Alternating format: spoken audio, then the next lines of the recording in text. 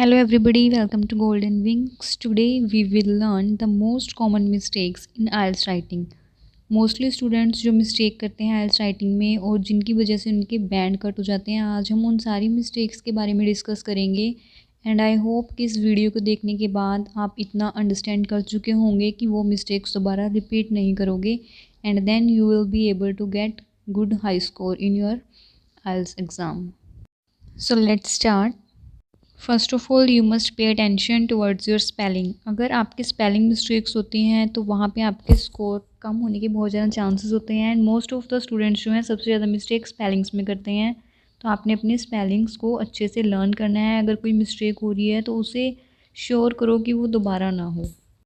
Second is capital letters between running sentences. आप एक sentence लिख रहे हो, उसमें बीच में से किसी भी वर्ड को आप कैपिटल लेटर से स्टार्ट कर देते हो, it means it is wrong. हम हमेशा कैपिटल लेटर सिर्फ या तो नाउन होगी हमारी, किसी का नेम होगा, उसके लिए ही यूज़ करेंगे। अदरवाइज़ रनिंग सेंटेंस में कभी भी हम कैपिटल लेटर यूज़ नहीं करते।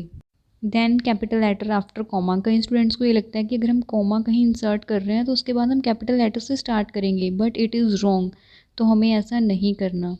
After that is using abbreviations. Abbreviations mean short form, जैसे कि एटसेट्रा के लिए हम शॉर्ट फॉर्म यूज़ कर लेते हैं। हमें राइटिंग टास्क 2 में और 1 में दोनों में कभी किसी में भी एब्रीविएशंस यूज़ नहीं करनी, क्योंकि ये इनफॉर्मल होती हैं और हमारे जो राइटिंग टास्क हैं वो फॉर्मल होते हैं। Next most common mistake that students make is using basic vocabulary words. हमें हमेशा कोशिश करनी है कि हमने हाई वोकेबलरी वर्ड्स यूज़ करने हैं। अच्छे से सिनोनिम्स आप फाइंड कर लो। स्टार्टिंग में आपको मे बी प्रॉब्लम हो सकती है, लेकिन फिर आप धीरे धीरे जब उनको यूज़ करते रहोगे तो हैबिचुअल हो जाओगे और वो लर्न हो जाएंगी। रॉन्ग सेंटेंस स्ट्रक्चर, जो सबसे बड़ी मिस्टेक होती है स्टूडेंट करते हैं, उन्हें ये नहीं पता चलता कि हम सेंटेंस को किस फॉर्म में लिख रहे हैं, कौन सा टेंस यूज़ कर रहे हैं, हमें कैसे अपने सेंटेंस को फ्रेम करना है। तो अपने सेंटेंसेस को प्रॉपरली ऑर्गेनाइज करना है, सेंटेंस स्ट्रक्चर बिल्कुल भी ख़राब नहीं करना। नेक्स्ट जो मोस्टली स्टूडेंट्स मिस्टेक करते हैं that is using contractions. Contractions क्या होती हैं? डू नॉट की जगह आपने डोंट यूज़ कर लिया, आई हैव की जगह आपने हैव यूज़ कर लिया, आई विल की जगह आई विल यूज़ कर लिया। तो ये सारी कॉन्ट्रैक्शंस जो होती हैं ये भी इनफॉर्मल होती हैं, तो इन्हें अपने राइटिंग टास्क में यूज़ नहीं करेंगे। हाँ, स्पीकिंग में हम प्रेफर करते हैं कि कॉन्ट्रैक्शंस यूज़ करें। स्पीकिंग में ये हमें एक पॉजिटिव बैंड देती हैं, लेकिन राइटिंग में ये एक नेगेटिव इम्पैक्ट डालती हैं। Next is writing out of main idea. हमारा जो ऐसे हम फ्रेम कर रहे हैं वो मेन आइडिया से लिंक होना चाहिए। हमारे सारे जो पॉइंट्स हैं वो मेन आइडिया जो है हमारे ऐसे का उससे लिंक होने चाहिए, उससे बिल्कुल भी आउटसाइड नहीं जाने चाहिए। जो भी आप पॉइंट बना रहे हो तो उसका कहीं ना कहीं रिलेशन आपके मेन पॉइंट से ज़रूर होना चाहिए। Next is miss match of word limit. It means कि आपके जो ऐसे हैं आपको कुछ एक वर्ड लिमिट होती है पर ऐसे पर पैराग्राफ, तो उसको मिसमैच नहीं करना। सपोज़ आप किसी ऐसे में पार्शियल जा रहे हो, आपने अपने अग्री डिसअग्री दोनों व्यू देने हैं, तो आपने उन दोनों बीपीज़ की लेंथ जो है वो ऑलमोस्ट सेम रखनी है। ऐसा नहीं है कि हम अग्री वाले में वर्ड लिमिट जो है वो 150 तक लेके चले गए हैं और हमारी जो डिसअग्री वाली वर्ड लिमिट है वो सिर्फ 30 to 40 हमने कर दी है, और हमारा जो कंक्लूज़न है वो हमारे इंट्रोडक्शन से भी बढ़ा जा रहा है, हमारे बीपी से भी बढ़ा जा रहा है। तो ऐसा नहीं होना चाहिए। Next is unorganised paragraphs. हमारे जो पैराग्राफ हैं वो प्रॉपरली ऑर्गेनाइज होने चाहिए। ऑर्गेनाइज इन द सेंस कि आप एक पॉइंट लोगे, उसे एक्सप्लेन करोगे, उसके साथ एग्जांपल दोगे। ऐसा नहीं होना चाहिए कि एक पॉइंट के बीच में ही दूसरा पॉइंट हमने इंसर्ट कर दिया या आपको समझ ही नहीं आ रहा कौन सा पॉइंट कब स्टार्ट कर रहे हो, कब उसको फिनिश कर रहे हो।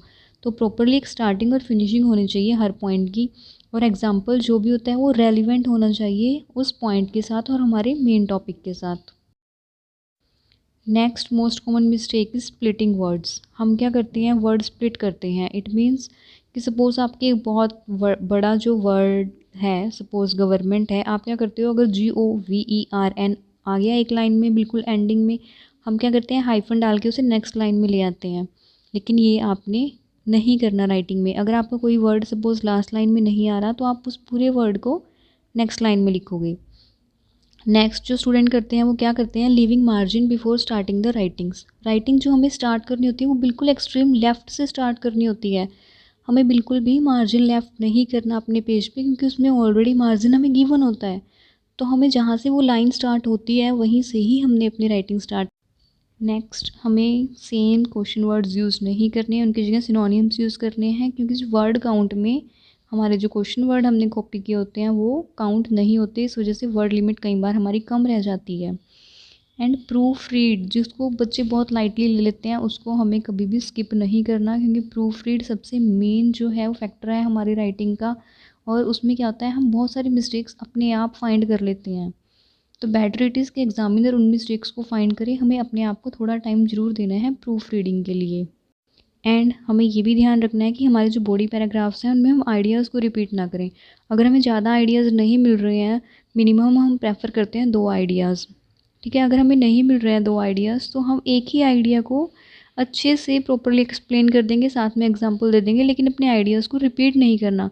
कई स्टूडेंट क्या करते हैं, उसी आइडिया को दूसरे वर्ड्स में सेकंड पॉइंट बना के लिख देते हैं, which is wrong. Next is over writing. Over writing means, इसका मतलब ये नहीं है कि आप वर्ड्स लिमिट ज़्यादा लिख रहे हो, नहीं। ओवर राइटिंग मीन्स कि आप कुछ लिख रहे हो फिर उसको आप कट करके अगेन दोबारा लिखते हो। आप पेंसिल से एग्ज़ाम दे रहे हो तो प्रेफर करो कि इरेज करके लिखो, ठीक है। नेक्स्ट जो स्टूडेंट सबसे ज़्यादा मिस्टेक करते हैं that is singular and plural mistake. Singular के साथ कौन सी वर्ब यूज़ होती है, प्लूरल के साथ कौन सी वर्ब यूज़ होती है। सिंगुलर के साथ एस और ई एस लगता है हमेशा, प्लूरल के साथ नहीं लगता। इस बात का ध्यान रखना है, जो मोस्ट ऑफ द स्टूडेंट्स इसी बात में मिस्टेक करते हैं।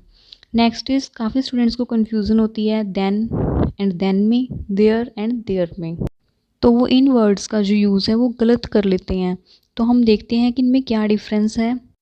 THAN देन वाला जो देन है उसे आप यूज़ करते हो कंपैरिजन के लिए, एंड THEN मीन्स उसके बाद देन, ठीक है, आफ्टर दैट। और फिर THEIR देयर हम उनके लिए यूज़ करते हैं कि उनके पास। THERE देयर हम वहाँ के लिए यूज़ करते हैं कि वहाँ पे वो रहते थे, it means THERE। I hope all of you have cleared your doubts and understood the concept very clearly. But अगर फिर भी किसी को कोई प्रॉब्लम है then you may comment in the comment section. Thank you students.